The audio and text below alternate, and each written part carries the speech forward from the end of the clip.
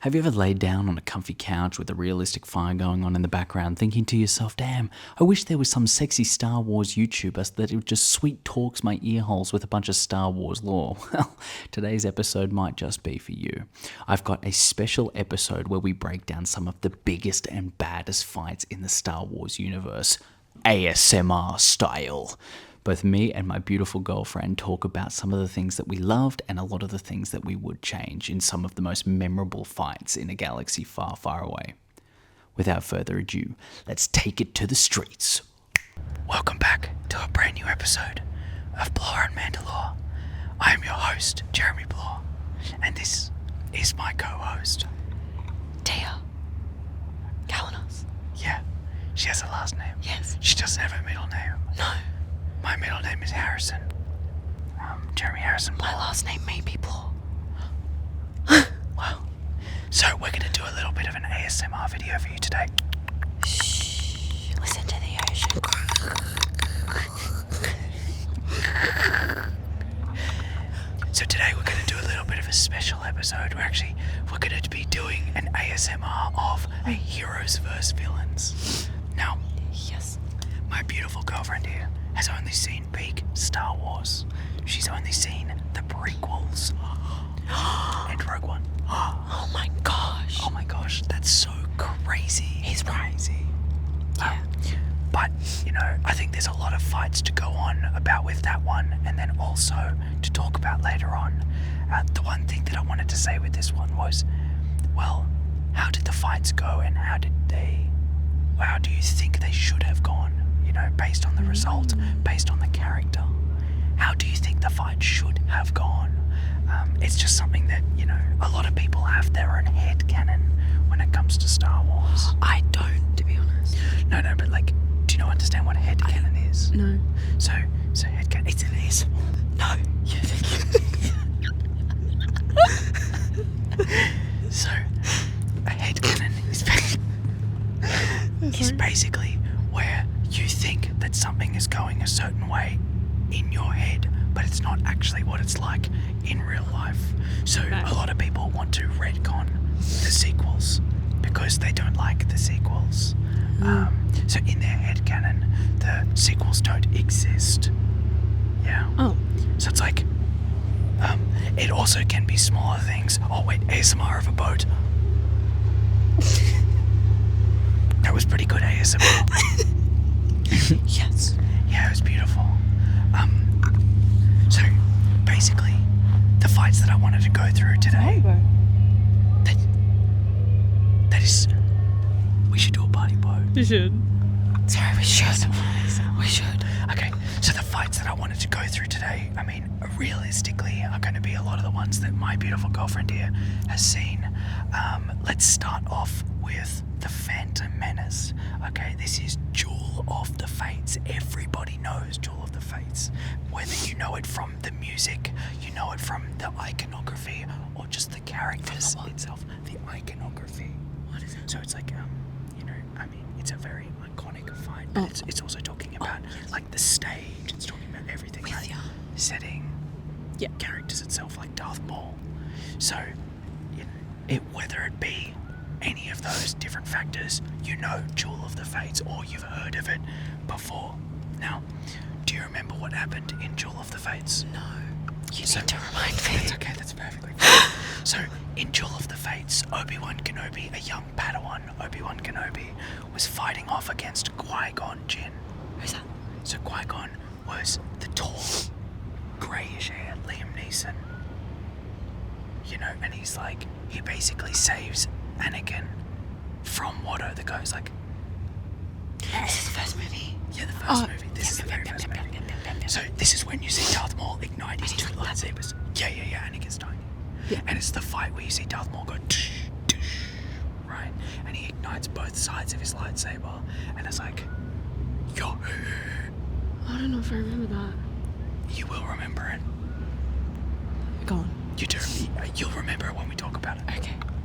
So basically, the way the fight goes, obviously Obi-Wan and Qui-Gon, they're a lot faster than usual. They're using force speed, which is something that we've never seen before, and we haven't seen after that. You know, when they're speeding through the barriers.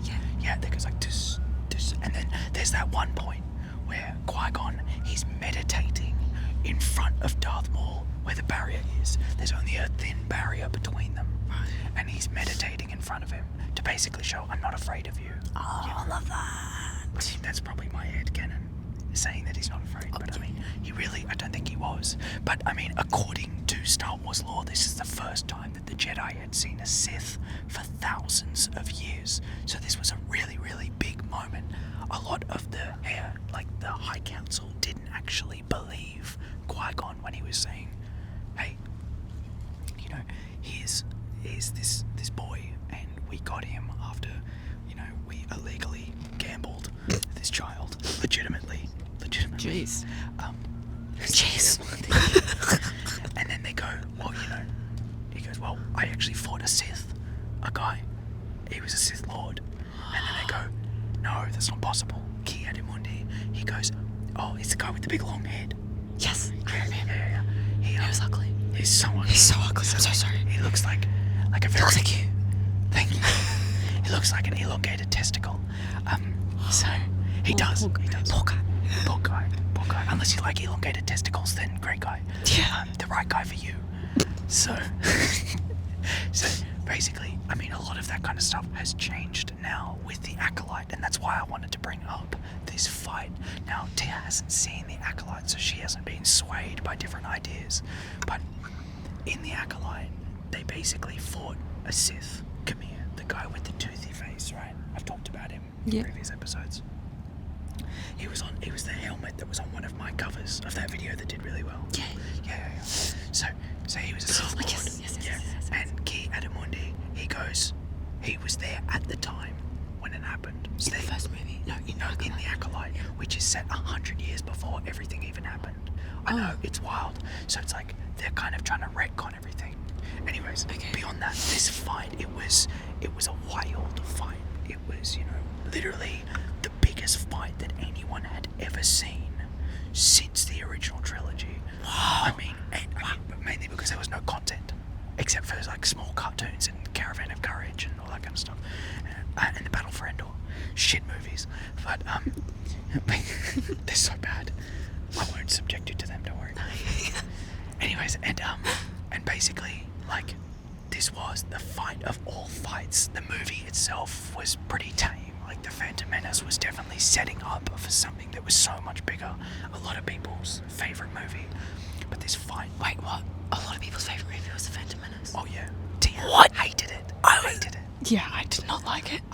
But this fight was like... It was the biggest thing that, I mean, arguably the second biggest fight. The first one being, obviously, Anakin and Obi-Wan, which we'll go into a little bit later. But, you know, this fight, for me... I don't like the way it ended. I think Darth Maul easily should have beaten Obi-Wan and Qui-Gon Jinn. I mean, there's definitely a reason why he's been brought back, because in the Clone Wars shows, he basically he was chopped in half by Obi-Wan at the end. Do you remember that, right? So he kills Qui-Gon. Yeah, he kills Qui-Gon. He goes, and Qui-Gon's like, oh yeah, I remember that. Yeah, and he falls down, and Obi-Wan's like, no. Chops him in half, and he falls down that big hole, right? So when he fell down that hole, he actually held himself together with the Force. Now, he had spider legs and everything. It was kind of scary. Oh, sorry. Yeah, and it was kind of scary. Yeah. When you look at it, it was a disheveled version of himself. I think that was an easy way, disheveled, like a broken down version. Anyways, and for me, I mean, I think that was an easy out to replace what was a really poor decision. For me, Darth Maul should have beaten both of them so easily. I mean, his prowess, his physical ability, his physicality in a fight. He's a very offensive fighter. So Darth Maul, I mean, you can even see him later on in the Ahsoka and the Maul fight in the Siege of Mandalore in the Clone Wars. He's a very offensive fighter. He has no defense. When he's fighting on defense, he's like, don't walk back, to then just go straight back into offense. But he's a very fast fighter. Obi-Wan he uses Form 3. He's a legend. Obi-Wan is a legend. Fucking legend. Obi-Wan uses Form 3, and that's a very defensive fighting stance and a fighting style. Now, obviously, Obi-Wan was able to trump him because he is pure defense and Maul is pure attack, but Obi-Wan wasn't as proficient as what he needed to be to take down what I believe Maul was at that time. I mean, he's the second to one of the most powerful masters, Palpatine. Oh, yeah. Right, he was second to one of the most powerful masters in all of Star Wars history, be that heroes or villains. And I feel like that fight just ended so poorly for a character that needed to be fleshed out as much as he was in Clone Wars. And to have something that was like so obvious that you needed to bring him back. You know, it was a little bit of a cop-out. That's definitely something that I would change if I could go back in time and kind of like adjust a few things. I'd still kill Qui-Gon. I mean, he needed to die. Otherwise, we would have seen Anakin become more of an understanding Jedi. Obi-Wan, he needed to survive. I don't think Obi-Wan should have died. That's the big thing. Because Obi-Wan definitely needed to lead Anakin. You know, they were brothers. You are my brother, Anakin. But Maul should have trumped him. He should have, Obi-Wan should have got out by the skin of his teeth, dragged out of there effectively by a child Anakin. Anakin and R2 should not have been going up and destroying that big Hulk. Is this still the first movie? Yeah, this is the first movie. Destroying that big Hulk destroyer, buddy. What the fuck it's called? It's the Separatist ship. I can't remember. It's called the Hulk something. Anyways. So another fight that I wanted to go into, which is Attack of the Clones. Okay, the second movie. So in Attack of the Clones, there's, the Battle of Geonosis. I know the one that's in the arena. Yeah. And they're all fighting against. Absolutely. What are they fighting against? They're fighting against those Geonosians, the big bug people. Okay. The what, sorry? The bug people. You know the. Oh, that's good. Oh yeah, that was really good. Do it again. Yeah, that's cool. So they're fighting against the people bug people, and also droids. No. Don't worry. If they want to join in, they can. Anyway. Oh no. What?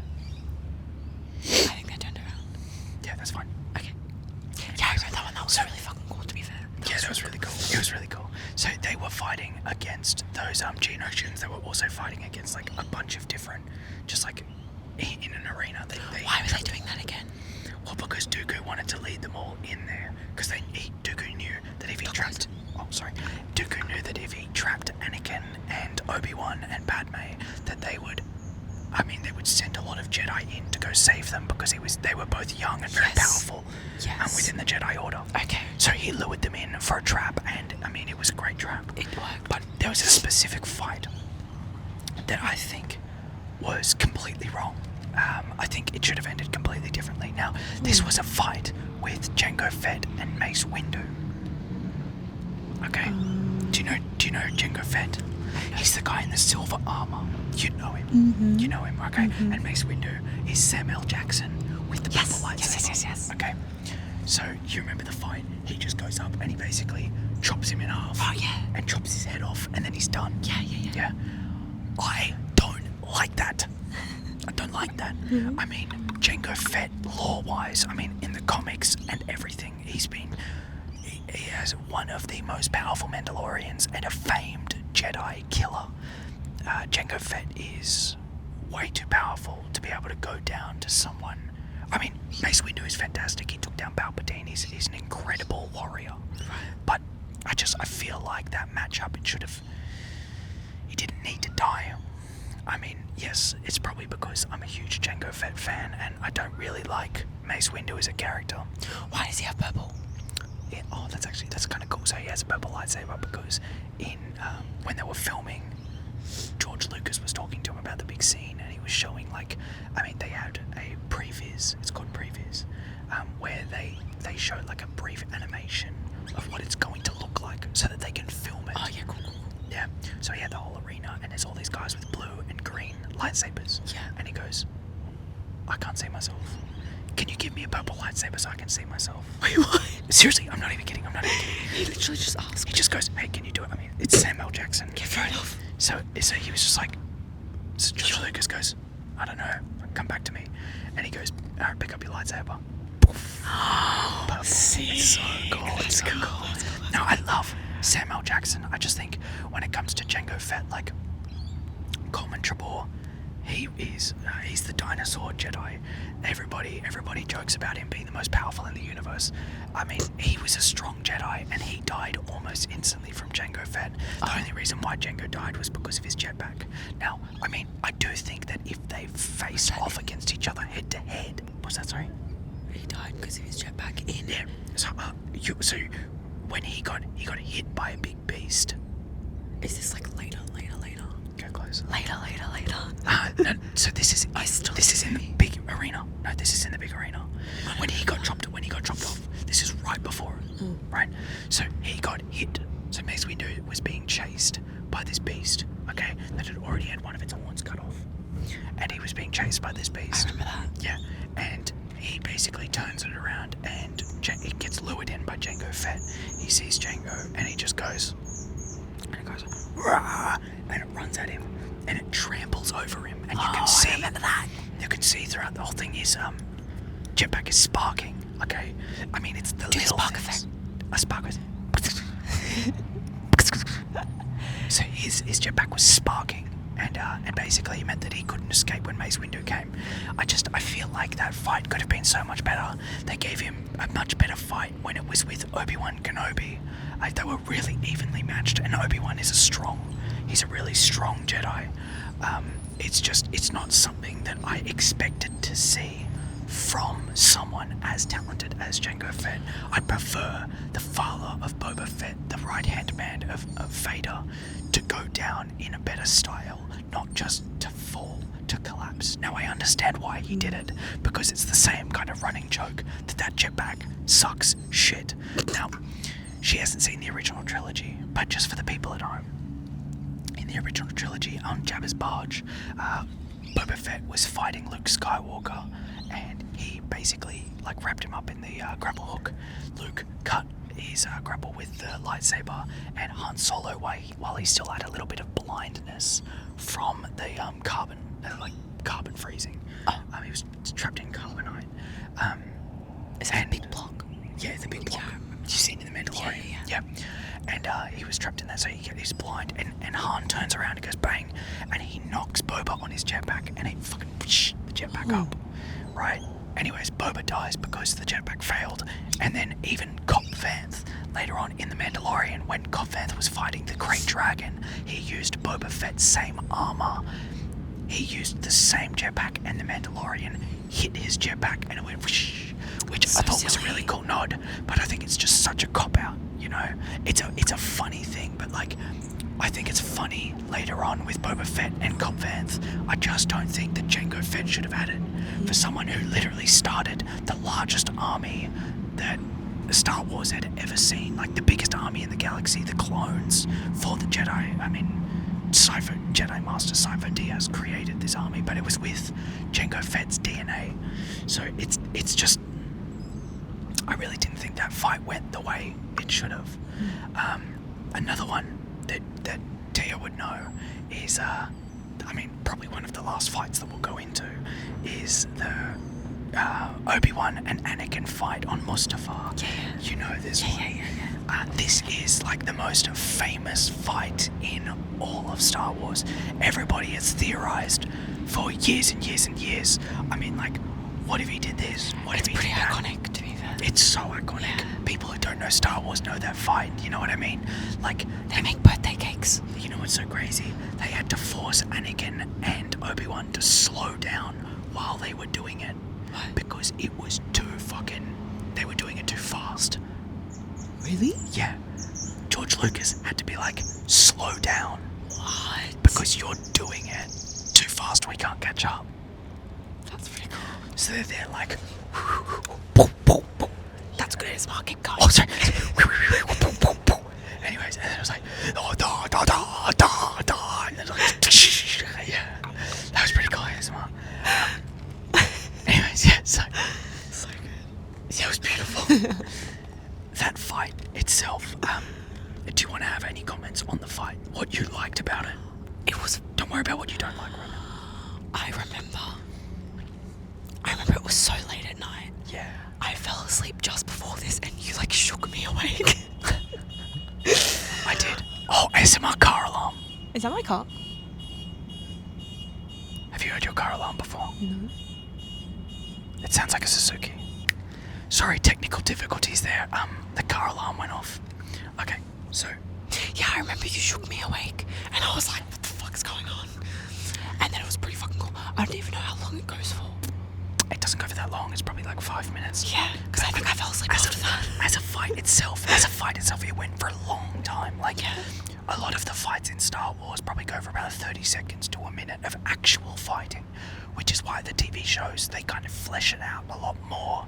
That Because makes sense. they do it for like 10, 15 at times, and then they separate it a little bit because you don't want straight fighting. It's a whole thing with filmmaking is you need to let the audience breathe. You can't just like, it was so hectic all the time. You just can't, you can't really go longer than 5 minutes without losing The audience attention. That's fair. You know, It's pretty sad. That's So right. what was your favorite thing about that fight?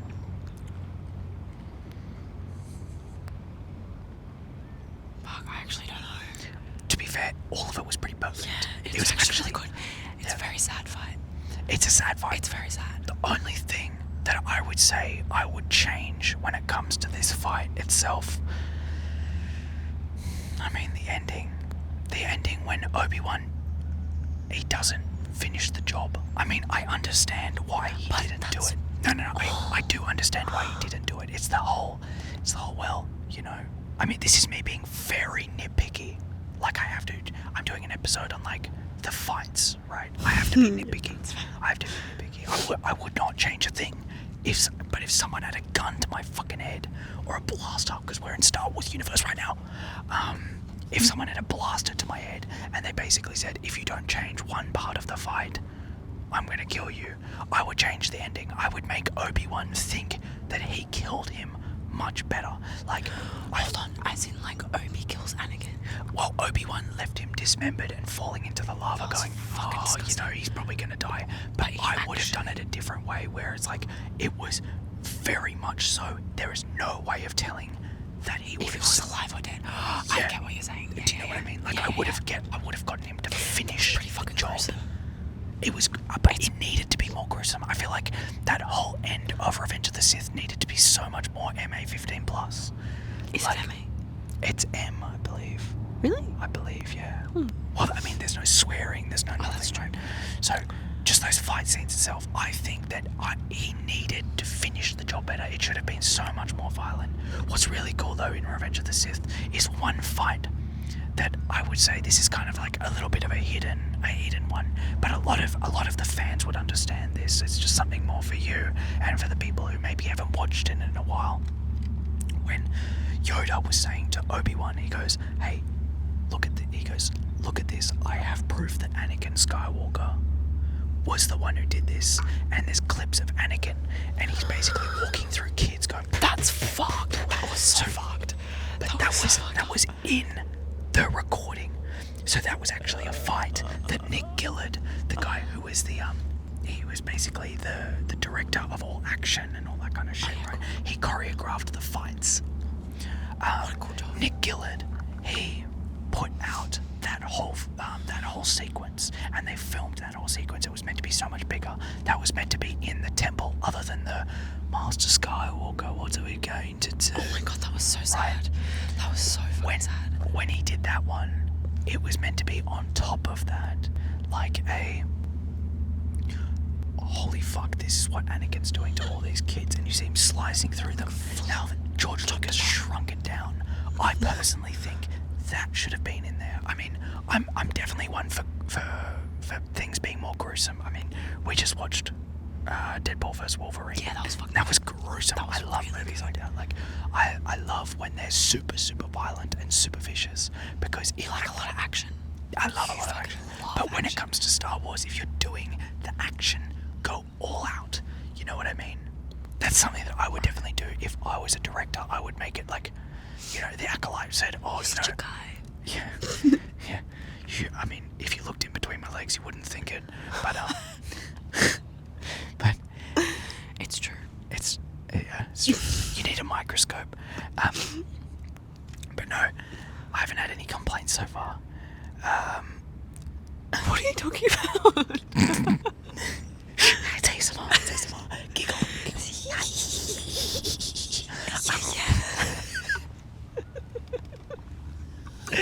Anyways, I feel like that fight should have been so much bigger. I think that should have actually been in the movie itself. I mean, Disney, if you're fucking listening to me right now, if there's an undercover agent who's like, oh, maybe I'm gonna recruit him to direct my next big film. Imagine if you just manifested That'd be fucking wild if I manifested that. That'd be wild. Hey, by the way, Disney, I'll take you around Sydney. If you do that, I'll take you around Sydney. Yeah. He knows the best spots. I know the best spots. I mean, look at this right here. Look at this. And I mean, I know how to talk as well. How do you think I got this one? Yeah. So, anyways, like, I would add more of, like, if I was doing the Acolyte or something like that, I would do a really dark movie where it was all Sith perspective and it's just death and it shows the name of, like, why the Sith are so bad.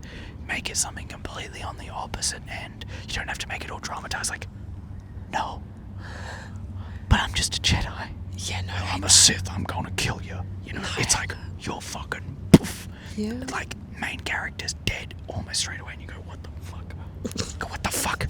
Anyways, so for the last two fights, I want to go into, I mean, just the original trilogy, because, I mean, the sequels, I wouldn't change a thing, to be fair. All of the fights, I mean, people hate the sequels as much as they do The last movies. Actually, you know what? No. 3, because I changed one fight in the sequels. Out of every fight that happened, I would only change one, and a special mention for one of them, which is when Rey and Kylo were fighting. She had no experience, right? But the Force gave her power in order to overcome Kylo. All I would have done is when the lightsaber was stuck in the snow on Mustafar, which is pretty cool. When it was stuck in the snow and she's calling it and it goes, whoo. What I would have done is what Mark Hamill, Luke Skywalker himself said: shoot right past Rey, and then Luke holds it, and then Luke takes him. Luke saves the day and takes him away. That would have been so much cooler. That would have been cool, but girl power kind of vibe. Girl power. Right. Girl power. Right. Like, that's cool. Yeah, the fucking girls. Yeah, the fucking YTG. Yeah. We're all for the fucking girls. But at the same time, I feel like Mark Hamill definitely, I mean, Luke Skywalker should have saved the day then. That's one little thing, that's like a little tidbit. Sexist.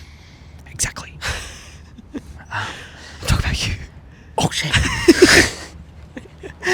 So, for the original trilogy, there's a couple of fights that I would change. I would probably say the biggest one was Jabba and Princess Leia. So she hasn't seen this. Jabba the Hutt. Oh, yeah. Yeah, do you know Jabba the Hutt? Yeah, I do. Yeah, so everyone knows Jabba the Hutt, to be fair. And Princess Leia when she's in her bikini. Alright, everybody says it's the sexual awakening of a generation, but most likely they're talking about Jabba because he's really sexy. Definitely not Princess Leia. Act like the squishy in Kmart. Yeah. So that fight I thought was really, really cool, but I would make that. Wait, he's a bad guy. He's bad. He's really bad, actually. He's a slave trader in Tatooine. Yeah, he gambles with lives. That's Anakin's What? No. world, planet. Yeah. Where you grew up on the sands. Yeah. Anyways, out there beyond the Dune Sea. No, we're not taking that name. Well, no. But with that fight, I mean, obviously, it's hard to say. It's hard to say now, going, well, obviously, you would make everything better because they didn't have the same CGI. Well, yeah, you're gonna have to take that element out of it. I mean, I'm talking about if I could recreate the movie right now in today's time, I would change that fight and I would show the physicality of Princess Leia. Like, the strength that she has to be able to take on Jabba the Hutt is immense. I mean, she's a Skywalker, but she's past being just her name. She's General Leia. I mean, what she does is she hits the control panel that basically shuts all of the blinds So everything's pitch black. Yeah. And she wraps around Jabba the Hutt and she chokes him out with his chains. No one's been able to kill him. That's cool. She's a badass. That's fucking cool. She's a badass, Yeah. right? She's not Princess Leia, she's General Leia. Oh, That's the coolest like thing, that. right? And that's what I would have done, is I would have made it more badass, like show her physicality, show the strength, show everything that she had that she used against Jabba the Hutt. I know that was only really like a quick one, because it's hard to be like, oh, well, you know, obviously you changed so much with today's graphics and CGI. That's different. It is different though, and you know, I feel like with all the CGI changes, he definitely could have made it look a little bit better. Like he changed the Sarlacc, he changed the Sarlacc. What's that? You'll see. It's basically this it's an in the ground monster that eats people. Boba Fett Brilliant. was eaten by the Sarlacc. Oh yeah, I know that. And then he comes out. Yeah, puts his hand out. I know my stuff. I listen. Yeah. The second fight that I would change in the original trilogy. I mean, I'd have Can I to guess? say it. Yeah, go guess. Is it Darth and Luke? No, but very close. Dad. Darth That's the only one I Vader. know. Darth Vader and Obi-Wan, but the original fight. I mean, everybody's seen the YouTube version of like the extended fight between Darth and Obi-Wan. I mean, at the time they didn't have the same graphics, they didn't have the same like everything to be able to redo the fight. Right. So old. They didn't have it to redo the fight like that. Which I mean, it's okay, but I personally, all I would do is I would lengthen that fight. I would change it in, make it more physical. They'd fought each other 2 times before that with the most insane fights. From Revenge of the Sith when they fought, to the Obi-Wan Kenobi show when they fought. I mean, to be fair, they fought 3 times overall. That's it? No, sorry, 4 times overall. Oh. Yeah, 5 if you're counting the comics as well. I don't know if it's canonized or not, so I can't really comment on it. But yeah. So, anyways, Vader in that, I feel like it should have just been more physical. Like he was kind of, you know, they were holding each other on each end like this, and basically just going, you know, strike me down, Darth, and I will become more powerful than you have ever seen. And because he was turned into a Force ghost, which I thought was pretty cool. A Force ghost, basically, he becomes one with the Force, and he turns into a blue, like he turns into a physical version of himself, but a ghost. Cool. It's really cool. It was kind of like an introduction into a really cool side of Star Wars. But that's all I would change. And the last one, very last one, before I let you guys go, and before I go get some food with my beautiful girlfriend, is the one thing I would change in the sequels, the last fight. It's with Rey and Palpatine, but it's for different reasons. A lot of fans. End in love. What's that? End in love. They did end in love. Wait, really? Wait, really? Oh my god. I'm serious. Yeah, ASMR. Yeah. Oh my god. I mean, Rey and Kylo ended up being like, Ew. yeah, I know. Like right after that, her granddad's there dying, basically, just being like, I'm gonna sap all your fucking life energy, and she goes, I'm just gonna. Yuck. Yeah, it's pretty gross. Noises. Yeah, that's so gross.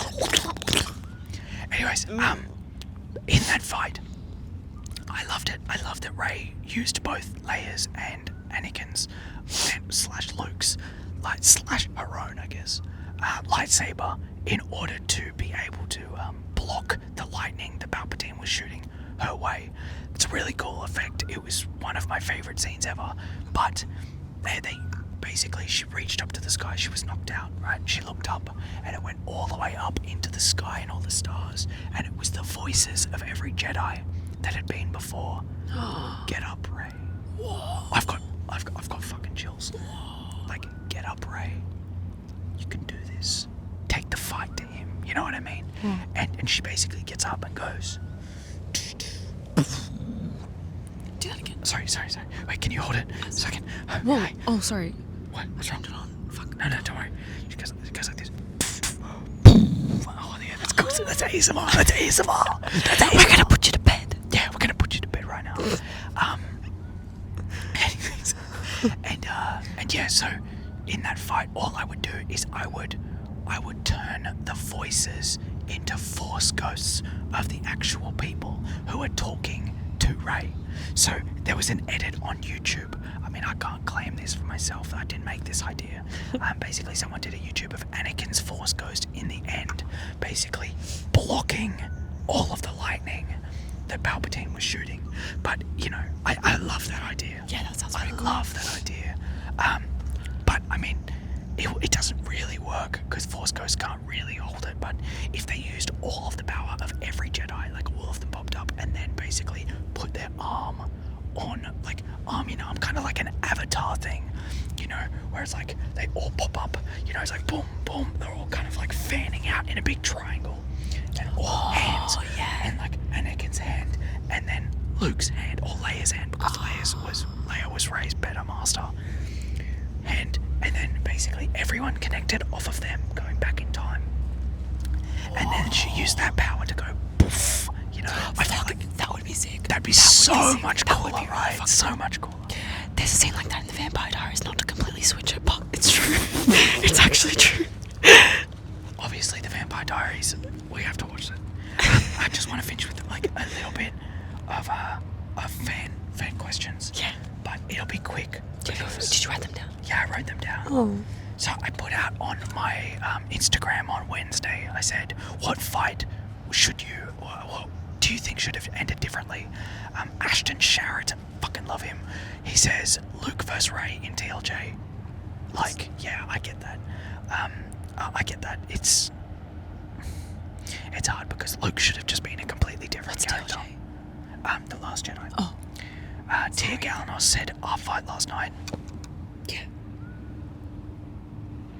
We're gonna fight again about that one. Tales from Bridia said, Yoda vs. R2 in The Empire Strikes Back. R2 should have won against Yoda for that flashlight. Yeah, dude. I mean, Yoda was an old senile man that was fighting frogs for a living. R2 would have clapped him. Star Wars Nerd 00 says, Duel of the Fates. I wish Qui-Gon had survived so we could see Anakin as a noble Jedi. Look, I love that, but he needed to die. I said it before. He needed to die. Controversial. By the way, give Star Wars Nerd and Tales from Bridia a follow. Great channel, great dude. Love him so much. But yeah, dude, I would not keep him alive. And finally, Darth Christensen 17 said, Vader would have destroyed Cal Kestis if the game didn't tell you to run. Brother, if the game didn't tell you to run.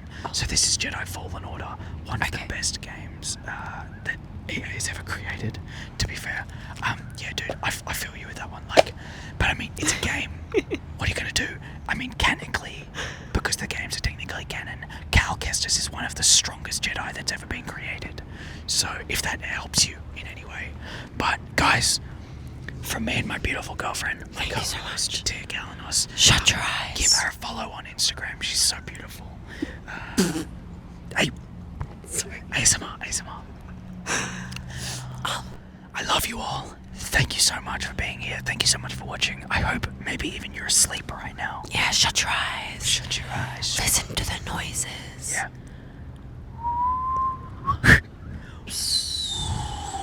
Oh, that's good.